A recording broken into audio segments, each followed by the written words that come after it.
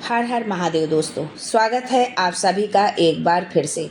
मेरे देवाधिदेव महादेव आप और आपके परिवार पर अपनी कृपा दृष्टि सदा सर्वदा बनाए रखें। दोस्तों, यदि आप अपने जीवन में सुख समृद्धि चाहते हैं, धन वैभव चाहते हैं, अपने जीवन में हर क्षेत्र में सफलता पाना चाहते हैं, व्यापार में तरक्की चाहते हैं, नौकरी में प्रमोशन चाहते हैं, अपने बच्चों का भविष्य उज्जवल बनाना चाहते हैं, तो आप बिल्कुल सही चैनल पर आए हैं। यदि आप पहली बार हमारे इस चैनल पर आए हैं तो चैनल को सब्सक्राइब करके बेल आइकन जरूर दबाइएगा। महादेव के यदि आप भक्त हैं, महादेव पर आपकी श्रद्धा है, विश्वास है, तो कमेंट बॉक्स में हर हर महादेव जरूर लिखें। महादेव आपकी संपूर्ण मनोकामना पूरी करें, आपके घर परिवार को हमेशा सुख समृद्धि से संपन्न रखें। दोस्तों, प्रदोष व्रत भगवान शंकर जी को, हमारे महादेव को समर्पित होता है। ये प्रत्येक माह की त्रयोदशी तिथि को मनाया जाता है। इस दिन भगवान शिव कैलाश पर्वत पर प्रसन्न मुद्रा में नृत्य करते हैं, ऐसी मान्यता है, और अपने भक्तों की मनोकामनाएं भी पूर्ण करते हैं। इस बार के प्रदोष व्रत को बहुत शुभ माना जा रहा है। ऐसे में इस दिन की शाम अगर शिवलिंग की खास पूजा की जाए, खास विधि से उनकी पूजा की जाए, तो उसका दोगुना फल आपको प्राप्त होगा। महादेव आपकी संपूर्ण मनोकामना, यदि किसी विशेष कामना से आप इस प्रदोष व्रत को रख रहे हैं और महादेव की पूजा कर रहे हैं, तो आप यदि इस विधि से पूजा करते हैं तो आपकी संपूर्ण मनोकामना महादेव पूरी करेंगे। तो आइए जानते हैं कि इसकी पूजा विधि कैसी है और किस प्रकार से हमें इसका पूजन करना है और कौन सा उपाय करना है, किस विधि से हम महादेव को शीघ्र ही प्रसन्न कर सकते हैं। दोस्तों, वैशाख महीने के कृष्ण पक्ष की त्रयोदशी तिथि 25 अप्रैल को सुबह 11:44 पर शुरू होगी। वहीं 26 अप्रैल को सुबह 8:27 पर वैशाख माह के कृष्ण पक्ष की त्रयोदशी तिथि का समापन हो जाएगा। प्रदोष व्रत पर शाम की पूजा का महत्व है। ऐसे में 25 अप्रैल को वैशाख माह की का पहला प्रदोष व्रत रखा जाएगा।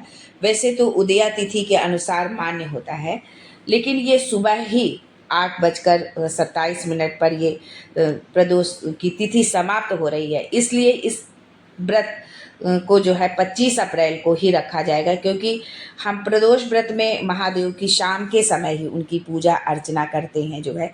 और ख़ास करके आप ध्यान रखें कि हमें किस तरह से उनकी तैयारी करनी है, कैसे हमें पूजन करना है प्रदोष व्रत से। और इस बार का जो प्रदोष व्रत है वो बहुत ही खास प्रदोष व्रत है, तो कौन से हमें खास उपाय करना है, ये सब जानने से पहले आपसे रिक्वेस्ट करती हूँ कि वीडियो को लाइक करिएगा, दोस्तों को शेयर कर दीजिएगा, और अगर आपने अभी तक चैनल को सब्सक्राइब नहीं किया है तो चैनल को सब्सक्राइब करके बेल आइकन जरूर दबाइएगा।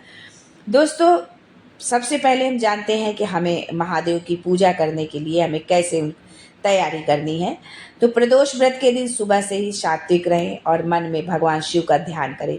यदि आप व्रत रखते हैं, उपवास रखते हैं तो अच्छी बात है, यदि नहीं भी रखते तो भी उस दिन सात्विकता का पालन करें जो है, चाहे मन से हो और चाहे भोजन में हो, सात्विक आहार ही आप लें। पूजा स्थल को साफ कर लें अच्छे से और गंगा जल छिड़क कर पवित्र करें जो है। अगर गौमूत्र है तो उसका भी छिड़काव आप कर दें। एक चौकी ले लें और उस पर लाल रंग का या सफ़ेद रंग का कोई कपड़ा आप उस पर बिछा दें। भगवान शिव और माता पार्वती की प्रतिमा और शिवलिंग को स्थापित करें।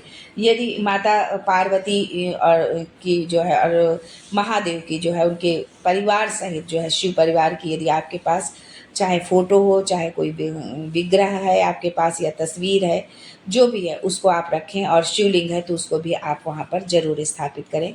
पूजा में उपयोग होने वाली जो कुछ सामग्री है जो आपको बता रहे हैं, धूप, दीप, नैवेद्य जो है, फल, मिठाई जो भी हो, अक्षत जो आप लें वो टूटा हुआ ना हो, आखा अक्षत हो, चंदन, अबीर, गुलाल, पुष्प, बेलपत्र, धतूरा, शमी पत्र, जनेऊ, जल का पात्र, ये सारी चीज़ें जो है आप तैयार रखें। आप हमेशा पूजन करते होंगे, जानते होंगे, लेकिन थोड़ा सा बताना मैंने ज़रूरी समझा, इसलिए आपको बता रही हूँ। सब पूजा की तैयारी आप पहले से कर लें, ये नहीं कि आप पूजा करने बैठे फिर कहीं कुछ नहीं है, कहीं कुछ नहीं है। इसलिए ये जब आप देख करके जो है आप करेंगे तो आपको इसके बाद भी और बहुत सारी चीज़ें याद आ जाएंगी कि हमें पूजन में किन किन चीज़ों को शामिल करना है जो है। पूजा शुरू करने से पहले हाथ में जल, अक्षत और पुष्प लेकर व्रत का संकल्प लें। यदि आपने व्रत रखने का मन बनाया हुआ है, व्रत रखते हैं। कोई भी व्रत, ये कोई इसी का व्रत नहीं है कि ये प्रदोष का व्रत है तो ही आपको संकल्प लेना है। आप कोई भी व्रत रखते हैं तो सबसे पहला काम होता है कि आप आसन पर बैठ जाएं और व्रत का संकल्प ले, जो है हाथ में जल, अक्षत और पुष्प लेकर, कि हम ये आपका आज व्रत रख रहे हैं, हमारा ये व्रत निर्विघ्न रूप से पूर्ण हो। ऐसा आप जो भी व्रत रख रहे हैं उन सब मंदिर देवी देवता से प्रार्थना करें कि आपका व्रत जो है पूर्ण हो। तो संकल्प लेना जो है बहुत ही ज़रूरी होता है, जो है। और पूजा का संकल्प लें कि आपकी पूजा कर रहे हैं वो अच्छे से संपन्न हो। भगवान शिव और माता पार्वती का ध्यान करते हुए उनका आवाहन करें सबसे पहले, क्योंकि जब हम बुलाएंगे तभी तो हम उनकी पूजा अर्चना कर पाएंगे, इसलिए आवाहन करना भी बहुत ज़रूरी है। तो पहला काम है संकल्प लेना, दूसरा काम है आवाहन करना। उसके बाद में आप शिवलिंग का अभिषेक करें, आप उनका जल से अभिषेक करें, कच्चे दूध से अभिषेक करें। और कच्चा दूध जो आप लें वो गाय का दूध हो, जो है तो बहुत ही बेहतर होगा, जो है पैकेट का, और इसका ना अगर गाय का मिल जाता है तो बहुत ही अच्छा होगा। आप शहद से अभिषेक करें, गुलाब जल से अभिषेक करें, घी, शुद्ध घी से उनका अभिषेक करें, गन्ने के रस से उनका अभिषेक करें।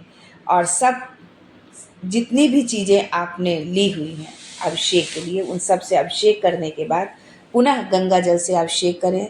शुद्ध जल से, अगर ज़्यादा गंगा जल नहीं है तो शुद्ध जल में ही गंगा जल मिला लें। उसका भी एक तरीका है कि आप जिस पात्र में जल लेकर के शिवलिंग का अभिषेक करने जा रहे हैं तो पहले उस पात्र में पहले गंगा जल डालें और उसके पश्चात उसमें जल आप डालें। उसके बाद में फिर आप अभिषेक करें, फिर उसी में आप भले ही जल बढ़ाते जाएं, जो है, लेकिन पहले आपको गंगा जल डालना है और उसके बाद में साफ शुद्ध स्वच्छ जल आपको डालना है, जो है।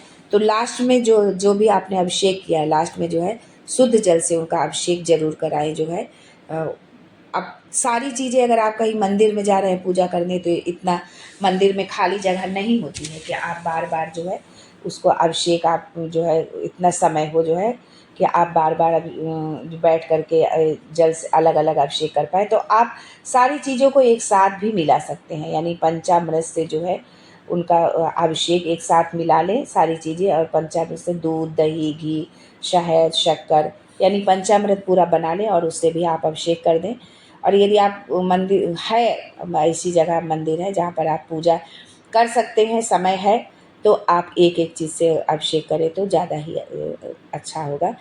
प्रत्येक चीज़ों को जब भी आप अभिषेक करें तो आप ओम नमः शिवाय या श्री शिवाय नमस्तुभ्यम मंत्र का जाप अपने मन में जरूर करते रहें। अंत में शुद्ध जल से जरूर स्नान कराना है, इस बात को बिल्कुल ना भूलें। इसके पश्चात शिवलिंग को चंदन, गुलाल और पुष्पों से उनका महादेव का श्रृंगार करें, जो है। और बेलपत्र चढ़ाएं, समी पत्र चढ़ाएं, धूप दीप जलाएं। भगवान शिव को जो है फल, मिठाई जो भी आपने रखा हुआ है वो उनको अर्पित करें भोग स्वरूप।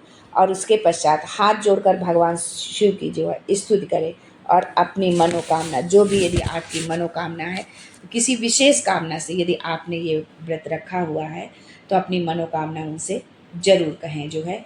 और शिव मंत्रों का जाप भी आप कर सकते हैं। भगवान शिव और माता पार्वती के अंत में आरती उतारें और सबसे लास्ट में जो पूजा आपने की हुई है उसके लिए जो है क्षमा याचना ज़रूर मांगे कि यदि कोई भी चीज़ कम या अधिक हो गई हो, कोई भूल हो गई हो, कोई त्रुटि हो गई हो, तो महादेव उसके लिए आप हमें क्षमा करें। अगले दिन फिर आपको व्रत का पालन करना है। दोस्तों, अब जानते हैं उस विशेष उपाय के बारे में, क्योंकि ये प्रदोष जो है बहुत ही खास प्रदोष है, तो इस पर एक कुछ विशेष उपाय करना तो बनता ही है कि हमें क्या उपाय करना है। आपको जो है बेलपत्र के जो है 5, 7, 11 इस तरह से आपको बेलपत्र लेने हैं। और बेलपत्र पर जो है आपको जब चढ़ाना है तो उस पर जो है आप चंदन से या रोली से जो है ओम नमः शिवाय या राम नाम का लिख लें, जो है। और जो भी 7, 11 जो भी है ये पहले से बेलपत्री धो साफ करके तैयार कर लें। और उसके पश्चात जो है भगवान शिव का नाम लेते हुए ओम नमः शिवाय, श्री शिवाय नमस्तुभ्यम का जाप करते हुए और सब जो भी 7, 11 जितनी भी बेलपत्री आपने ली हैं वो भगवान को अर्पित कर दें। उसके पश्चात अपनी मनोकामना बोले और जो आप बेलपत्र अर्पित करेंगे उसकी जो डंडी है वो आपकी तरफ होनी चाहिए। जो है जिस तरफ आप, और हमेशा शिवलिंग का पूजन जो है शिवलिंग के पीछे बैठकर किया जाता है, दक्षिण दिशा की ओर मुख करके। मोस्टली आप देखेंगे कि जो भी हमारे आचार्य ब्राह्मण पूजा कराते हैं वो पूरा पश्चिम बैठने को बोलते हैं, लेकिन भगवान शिव का पूजन जो है पीछे की तरफ बैठकर, यानी जिधर से जल निकलता है, जो जलहरी होती है, उसके अपोजिट साइड बैठ करके उसका पूजन किया जाता है। कभी भी शिव जी का अभिषेक आप खड़े होकर ना करें, कि खड़े होकर के आप कर रहे हैं तो उसके छींटे आपके पैर में पड़ रहे हैं। भले ही आप ऊपर तक आपका हाथ नहीं पहुंच पा रहा, मान लीजिए बहुत बड़े शिवलिंग है, ऊपर तक हाथ नहीं जा रहा है तो कोई बात नहीं, जहाँ तक जा रहा है आप वहीं से आप अभिषेक करें उनका, लेकिन आपको खड़े होकर के नहीं, बैठ करके ही अभिषेक करना है। ये छोटी छोटी चीज़ें थी जो आपको बताई हैं। दोस्तों, यदि आपको ये वीडियो अच्छा लगे और आपकी मनोकामना पूर्ण हो तो महादेव से मैं भी प्रार्थना करूँगी कि आप जिस कामना से महादेव का पूजन कर रहे हैं, माता पार्वती का पूजन कर रहे हैं, जो है तो आपकी मनोकामना ज़रूर पूरी हो, आपकी इच्छा ज़रूर पूरी हो। इसी कामना के साथ आज के लिए बस इतना ही। फिर मिलते हैं कुछ नया, कुछ अलग, कुछ अद्भुत लेकर। तब तक के लिए Har Har Mahadev and thanks for watching my video.